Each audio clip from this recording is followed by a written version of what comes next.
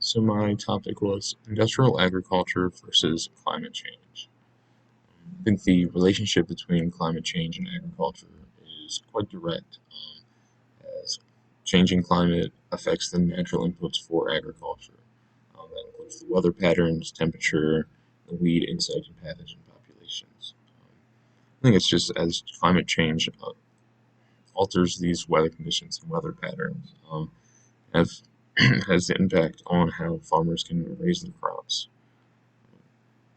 One example is in looking at the Midwest farmers specifically, where they're experiencing higher frequencies and intensity of rainfalls. They're losing more nitrogen from the soil to the environment, and that has huge costs to both the farmers and the environment. And industrial agriculture is defined as the large-scale intensive production of crops and animals. As a result, they tend to prioritize output over anything else, and as a result, their practices are they utilize harsh chemical fertilizers. They raise the animals in appalling conditions, and as a result, they have to give the animals harmful antibiotics just to prevent them from getting sick in their environment.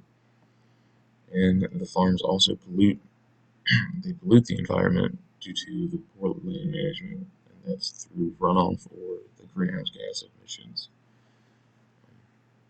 And these practices still happen because industrial farms are heavily encouraged and motivated to produce a high profit margin. And there are political and economic structures that encourage a contradictory response to climate change, where farmers are using things like synthetic fertilizers that are harmful to the environment, and they're driving the climate change that's creating the challenges that they're trying to combat. It's it's very contradictory, and it's found when farmers are incentivized, they're happier and much more likely to utilize organic fertilizers and sustainable farming practices. And sustainable farming practices, they promote biodiversity, minimize water, air, and climate pollution. They maintain and build healthy soil, and the farmers manage the water wisely. Some of these practices include to limit or stop tilling to avoid soil loss, and integrate livestock and crops instead of raising them separately, trying to raise them together. And it's a more efficient form of farming. Farmers can also try to manage the entire ecosystem rather than just focusing on the crops themselves. And they can also utilize crop rotation and in doing that embrace diversity and create more biodiversity in their farms. Um, when thinking about how to respond to climate change, it's important to note that different areas experience climate change differently, and that means that different cropping systems are going to be utilized. And the problem is that it just creates different variable vulnerability for each farm, and trying to figure that out can prove very costly both to the environment and to the farmers. Um, Deviating from any climate change norms can stretch each system's coping strategies beyond their limits, and that results in eutrophication and ecosystem degradation. It also means that greater greenhouse gas emissions and plants and biodiversity loss.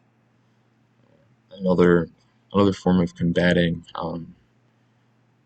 climate change is when farmers utilize carbon storage, because agricultural practices in and of themselves generate greenhouse gases. Agriculture and forestry could adopt these processes where they can store greenhouse gases in carbon sinks like soil and biomass. Terrestrial carbon that's held in these sinks can potentially match the abatement potential of utilizing low carbon energy supplies. So even carbon stores alone is great, but utilizing both of them could prove even better.